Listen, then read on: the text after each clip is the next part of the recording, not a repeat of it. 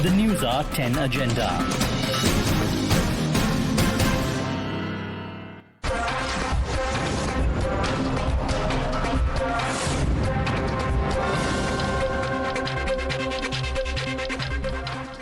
Hello and welcome. You're watching the Newshour Agenda. I'm Padmaja Joshi. Today is a big day because an issue that Times Now has stood by was vindicated by the Karnataka High Court. On Times Now, right from the beginning of this year, when the hijab controversy first started, we were clear that the focus was being put on wrong things. The focus for us was always women's right to education.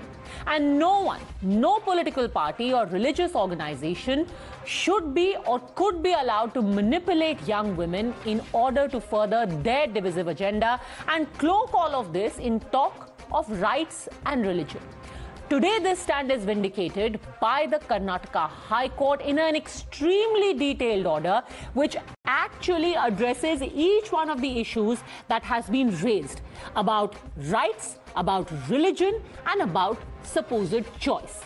First, let's take you through the order and tell you about how each one of those points has been addressed by the Karnataka High Court.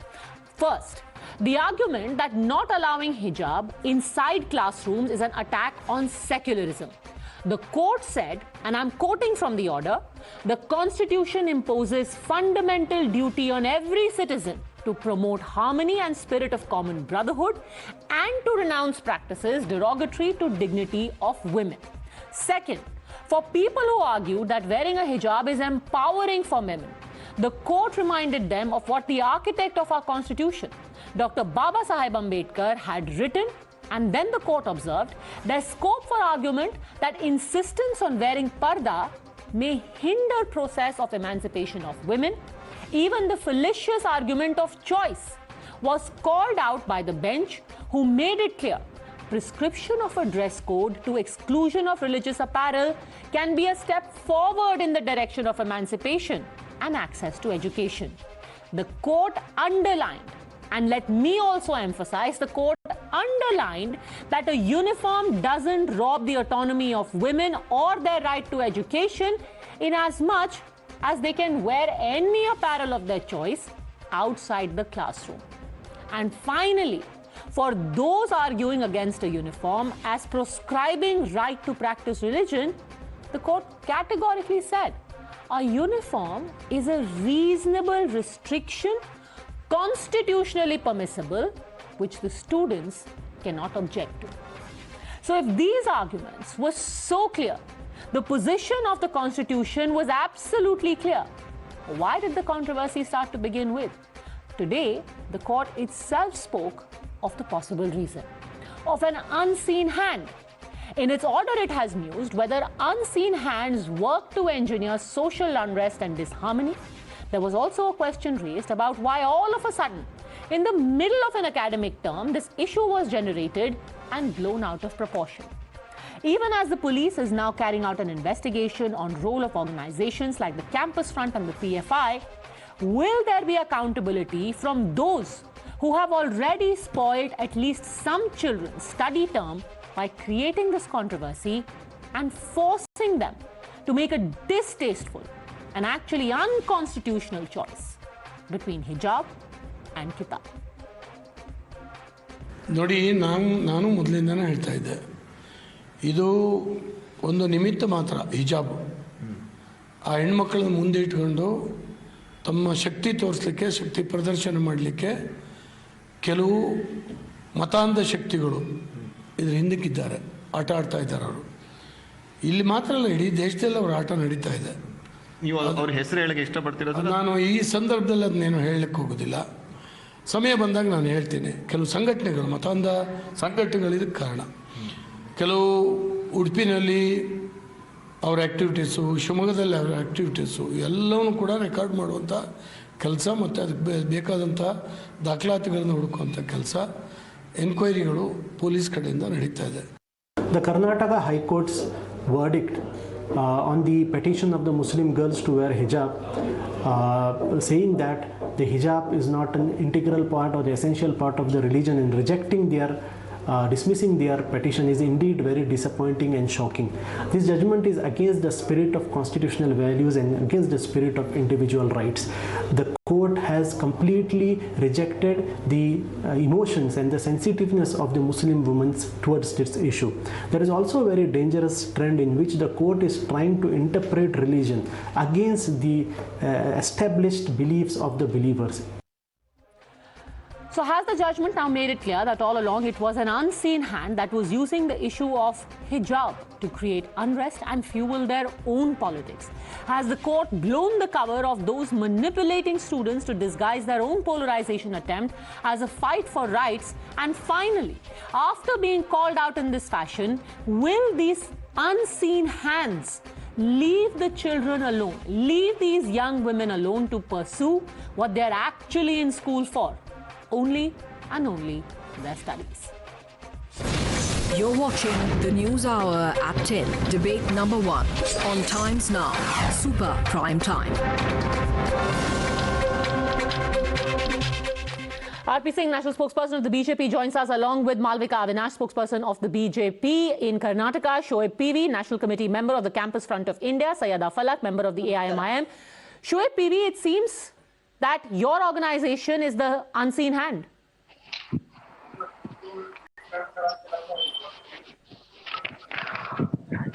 If you're saying we are behind the unseen hands of this entire issue, I would like to say it is your argument. Maybe this argument is coming from the so-called right-wing Hindutva groups that were creating such type of polarized issues in the southern and northern regions of India. So I would like to clear this issue before that. Today's High Court's observation regarding this hijab issue, before that, there are two judgments which is very clearly mentioned that hijab is an essential part of religion. Sir, just a second. Let us not try and assume that we are wiser than a bench of the Karnataka High Court, which includes the Chief Justice.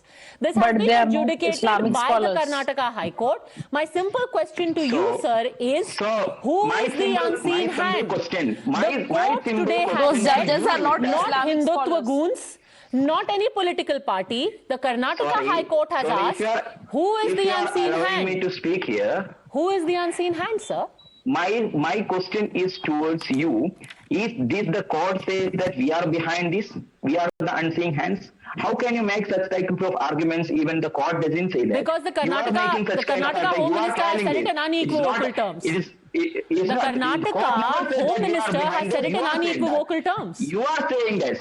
I will play out for you what the Karnataka Home Minister has said, and so has the head of the College Development Committee. They are making no bones about it. They are naming your organization. And the Campus Front is responsible. You came to the exact point. That is, who is the College Development Authority chairman? Who are these persons? I will clearly mention that when the 6 students from the UDP college who were expelled from this issue, at that time there are the college Yashpal Suvarna and the Gopinath Bhatt. They are the BJP MLA at that specific locality and the OBC Morcha secretary of BJP of the state.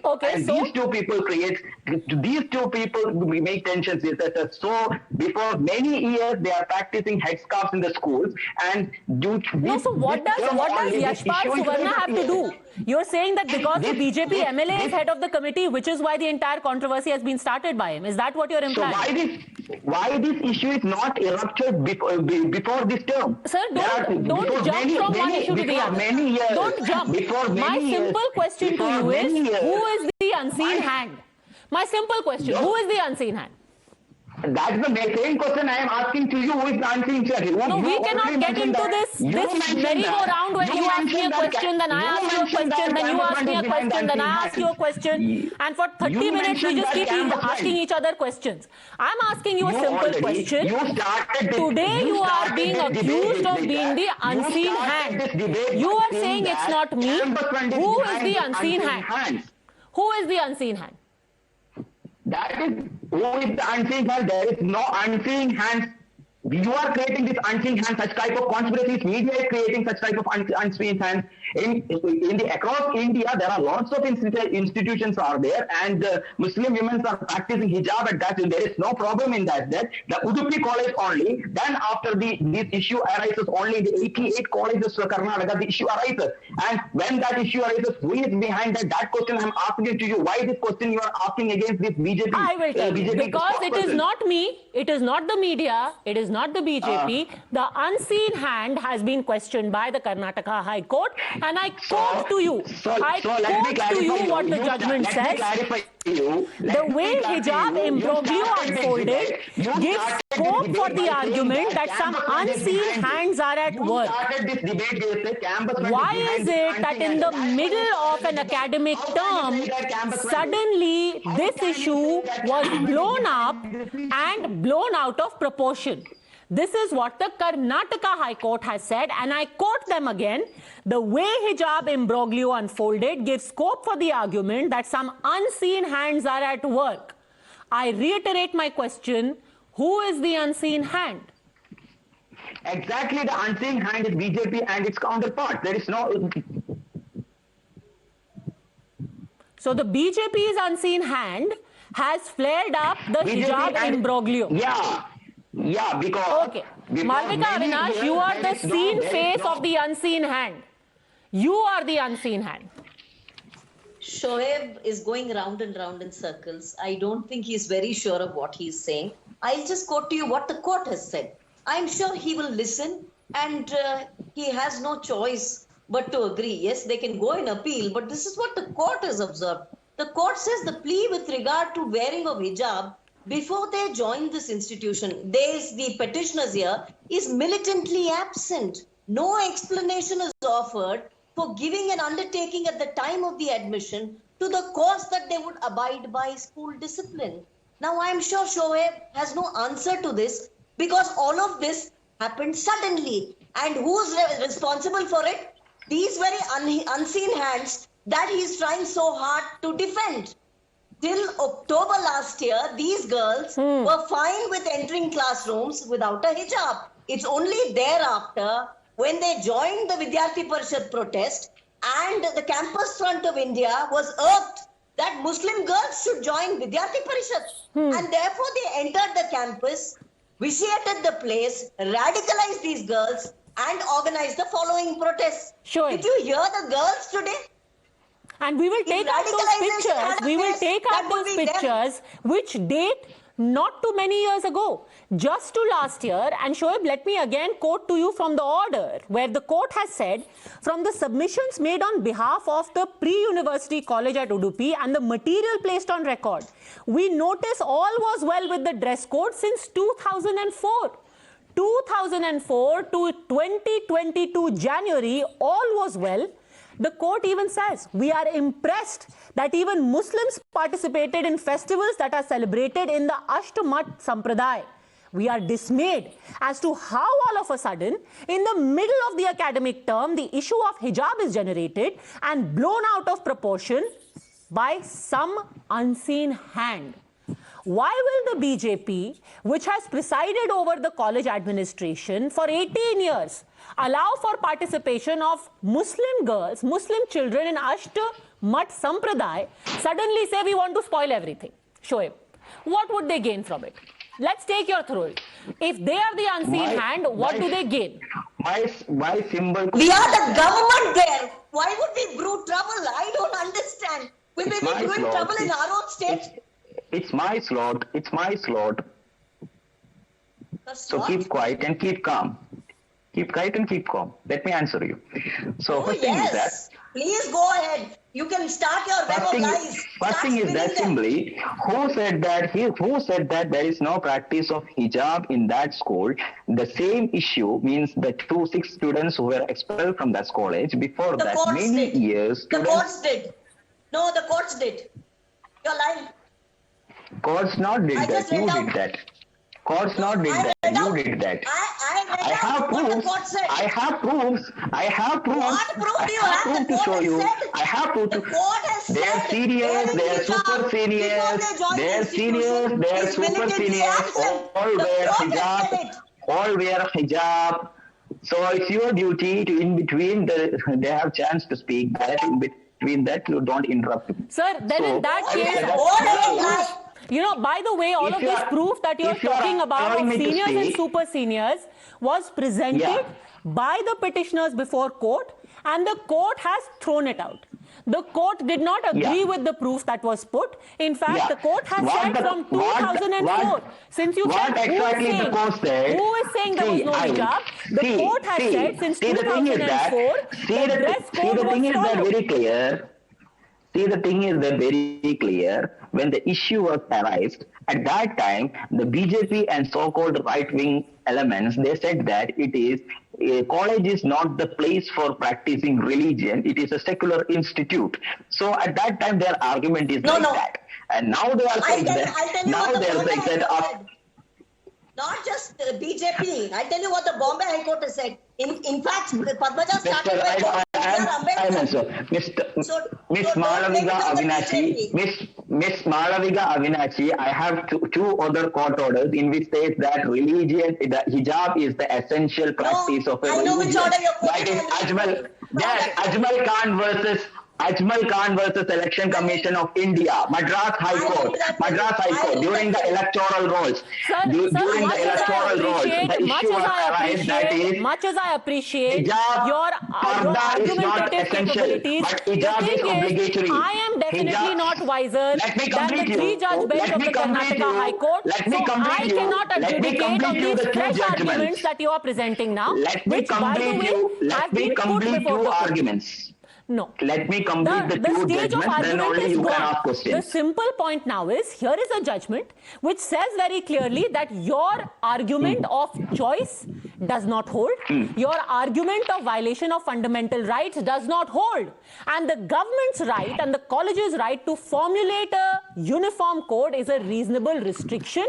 That, sir, is the law of the land, according to what the court has said. Now, I need to bring in RP Singh and Syeda Falak, but before that, since you raised the issue of a BJP MLA being the head of the College Development Committee, you raised an important point. The court has addressed it, and it says, merely because these committees are headed by local member of Legislative Assembly, we cannot hastily jump to the conclusion that their formation is bad. So the College Development Committee, even if headed by a BJP MLA, has the right to formulate a uniform code as said by the Karnataka High Court. That is as far as facts. Now let me bring in just a second RP Singh. RP saying, if there was an unseen hand, why did you not act earlier? Today the court is saying there's an unseen hand. This has been going on for 3 months now. Where are the arrests? Where's the action? Padmaja, first, the girl, daughter, Said Falka sitting here with you. Ask her, does she used to wear hijab when she used to play karate? She's a karate champion. Never ever. Yes. And then just few months back, I never. Beta, you can answer that. You can answer that after I complete. My sports Beta, you can answer that after I complete. I'll appreciate. You answer that after I complete. You answer that after I complete, and I hold Holy Quran in my hand. I'll appreciate. I've gone through the complete Quran. Tell me where is hijab mentioned that hijab is mandatory as per Quran. See, please let us know that. Thirdly. Ma'am, wait, hold on. I'm not completed. Just look down. Thirdly, Saida Phil, I'll appreciate. Tomorrow again or any other day, we'll come on the debate. Get a picture of your mother wearing hijab. So this is all being done only for a particular reason. We all know that. Not my because own personal as Malvika Avinash never interrupted, you'll get a complete chance, beta. You'll get a complete chance. I'll send you pictures of playing karate without hijab. And you and receiving awards and receiving prizes without hijab. So that's not the issue. So if hijab is not mandatory while playing, so it's not mandatory while in school also. We have to accept the school discipline. It's very simple. Why I try to politicalize it or give it a religious angle? Why do I try to give it a religious color altogether? Saida Falak. It was never there. See, listen. Yes, earlier I never used to wear a hijab, but recently I have started wearing a hijab because Allah has given me hidayah, and my sports career has not ended, Mr. RP Singh. My sports career has not ended. I'll continue representing our country, and I'll try my best to bring more laurels to our country, and I'll continue wearing hijab. By wearing a hijab, I'll represent a country. I'll with full pride. But what? But just a second, madam. When you are playing a sport, there is a uniform. When you are doing judo, there is a uniform. What if they say that you cannot represent your country in a sport wearing a hijab? You have to wear a uniform. Then? But in my sport, it is allowed, Mrs. Padmaja. Lovely, in my sport, lovely. So where it is allowed, you wear it. But where it is not allowed, madam, their uniformity is going to prevail. Has Saida we finished will college? maintain uniformity. We will maintain uniformity. Adding a headscarf doesn't school? violate the uniformity. Even wearing a headscarf in karate tournaments, we follow a dress code. We have a karate uniform. Has she we finished wear school many and college? equipments, but also we are allowed to wear a hijab. I have a small question, We will Saida. follow Have the you school finished school and uniform, college? the same color headscarf, the same color of the uniform. We will have a headscarf. I'm so glad again that you brought that up. Because the great thing about today's judgment is that each one of these arguments has been addressed. Even on the issue of wearing a same color headscarf, here's what the Karnataka High Court said. It said, they drew our attention to the prevalent practice of uniforms in Kendriya Vidyalayas. We are not impressed with this argument. Reasons are not far to seek. Firstly, such a proposal, if accepted, the school uniform ceases to be a uniform. There shall be two categories of girl students, those who wear the uniform with hijab and those who do it without. That would establish a sense of social separateness, which is not desirable. This, madam, is the Karnataka High Court, which, as you would agree, and as somebody who's an advocate on our panel will also agree, is a much better interpreter of the Constitution than all of us put together. Be that as it may, our simple point has been, please don't make children an instrument of politics. Let them go back to studies. Today we had the very distressing image of 35 girls in Yadgir, a dozen girls in Bengaluru, and as many girls in Chennai saying we would rather boycott classes than take off our hijab. They've been put in a corner now by this kind of social pressure. Don't do it to them. Let them go back to classes. In that hope, thank you very much, both ladies, RP Singh and Shuhaib PV, for joining us.